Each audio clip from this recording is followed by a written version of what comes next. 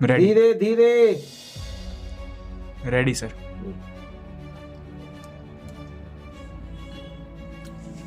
मुद्दई लाख चाहे तो क्या होता है, वही होता है जो मंजूर खुदा होता है। अब इसको आप किस तरीके से समझते हैं श्रीमान, मैं नहीं जानता, लेकिन आज जिस चीज की बात करेंगे श्रीमान, क्या आदिवासियों का संरक्षण जिस तरीके से भारतीय संविधान के पन्नों में निहित किया गया था, वो सारे प्रावधानिक सिस्टम क्या आदिवासियों के संरक्षण के लिए तत्परता से उतनी अपनी भूमिका निभा पाते हैं? वन अधिकार अधिनियम FRA 2006, पेशा अधिकार नियम 1996 और झारखंड में लागू हुआ 2025 और 26, साथ ही साथ SC ST अत्याचार अधिनियम के बावजूद भी क्या वास्तविक तरीके से आदिवासियों का संरक्षण हो पाया है? नहीं। इन्हीं सारी मुद्दों को लेकर मैं उमेश इस व्योम टीवी के राजनीतिक स्टंट के माध्यम से आज खेल कुर्सी में श्रीमान फिर से आज आपका स्वागत करेंगे। आदिवासी कौन, यह बताने की जरूरत नहीं है।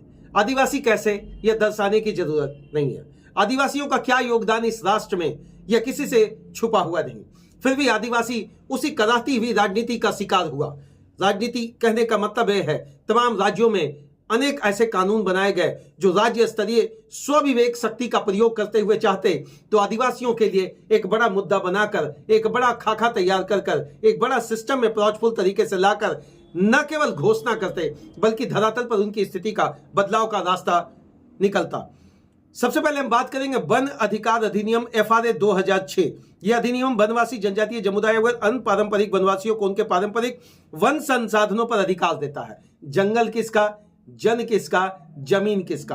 त्वरित कार्रवाई बिना त्वरित उत्तर देते हुए एक बात आपको स्पष्ट तरीके से बताएंगे श्रीमान, जब बहुत पुरानी संरचना को आधार आप बनाएंगे, जब मानव उस समय जीता था जिस समय इतना आधुनिकता के होड़ नहीं थी, उस समय तमाम चीजें ऐसी लगती थी जैसे नेचुरल स्टाइल में। अब नेचर की बात करेंगे तो श्रीमान पहला आदिवासी का सिस्टम, पहला आदिवासी का पूजा करने का स्टाइल, पहला आदिवासी के सिस्टम को आपने अडॉप्ट करके सिस्टमेटिक अप्रोच से धीरे धीरे बदलना प्रारंभ किया और आज उनके साथ एक बहुत बड़ी समस्या है। FRA के लागू होने के बावजूद वो अपनी चीजों को उस तरीके से नहीं रख पाए जैसा कि उनको रखना चाहिए था। उनकी आजीविका और आवास के लिए श्रीमान वन विभाग से मिलने वाली लकड़ियां तक भी आज उनके लिए बहुत बड़ी मुश्किल है।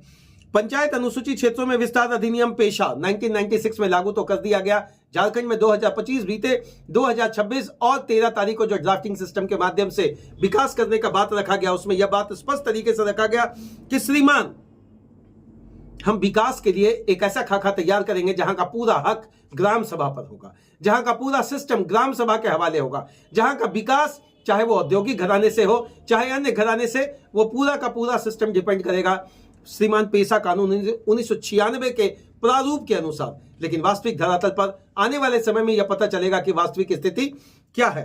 भूमि अधिकार पुनर्वास और पुनर्व्यवस्थापन में उचित प्रतिकार और पारदर्शिता अधिकार 2013 में है।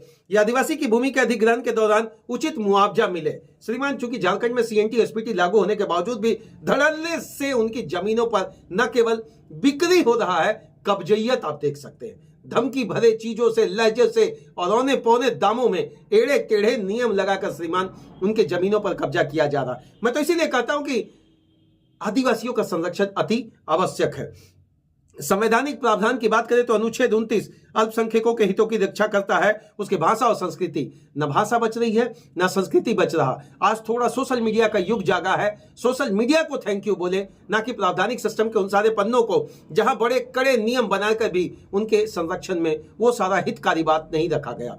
लेकिन थैंक्स टू सोशल मीडिया, हालांकि सोशल मीडिया भी उसी संवैधानिक संरचना का आधार बनाकर ही चल रहा है, तो इनकी भाषा का संरक्षण हो, इनकी संस्कृति का संरक्षण हो और उस तरीके से हो जिस संरक्षण में इनका विकास उसी पारंपरिक तरीके से हो जिसके ये पक्षधर है, जिसके ये रीतिधर है। ये रूढ़िवादी नहीं, इसको परंपरागत आप मानकर चल सकते हैं, इसको पिछड़ापन का आप धोतक नहीं मान सकते। यही तो वो संस्कृति है। जब वो उकेश दिया जाता है घर के दरवाजे के पास, जब उकेश दिया जाता है कागजी पन्नों पर, जब उकेश दिया जाता है हर जंगल क्षेत्र में, तो इतना खूबसूरती बढ़ जाता है कि कहना नहीं है।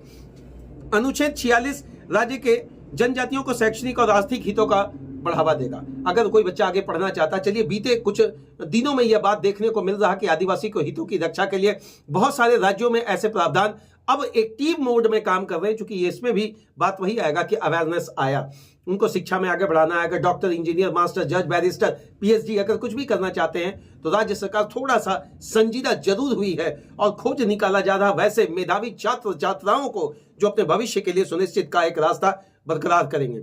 अनुच्छेद 330 लोकसभा में सीटों की संख्या को लेकर भी बात रखी गई और बात यथावत है श्रीमान आज भी, लेकिन इनके संरक्षण के साथ यह भी देखना पड़ेगा कि वाकई में वो हक जो पन्नों पर उठाया जाता है, माननीय शिबू सोरेन जी, माननीय अन्य बहुत सारे ऐसे नेता जिन्होंने सामाजिक स्तर पर चीजों को न केवल देखा बल्कि लोकसभा के उस पटल पर भी बात उठाने की कोशिश की जिसमें विकास काबली जामा नहीं बल्कि धरातलीय स्थिति पर लाकर रखने का द्योतक माना गया। लेकिन श्रीमान प्रश्न तो वही उठेगा, हम तो पूछेंगे तमाम ऐसे कानून होने के बावजूद भी आज भी यह दर की ठोकर क्यों खा रहे हैं, आज भी यह पलायन का दंश क्यों झेल रहे हैं, आज भी ट्रैफिकिंग और धर्मांतरण का बात इनके साथ क्यों जुड़ा हुआ रहता है।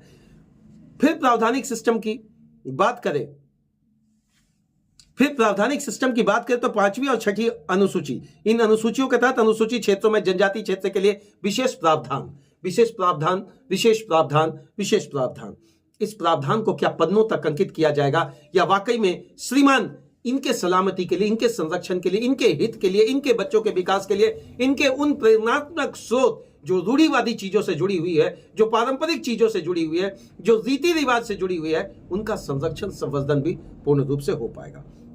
श्रीमान ये सभी कानून और प्रावधान मिलकर आदिवासियों के अधिकार, संस्कृति और उनके प्राकृतिक संसाधनों की रक्षा का न केवल वादा करते हैं बल्कि एक ऐसा हवाला देते हैं जिससे लगता है कि अब आदिवासी विकास करेगा।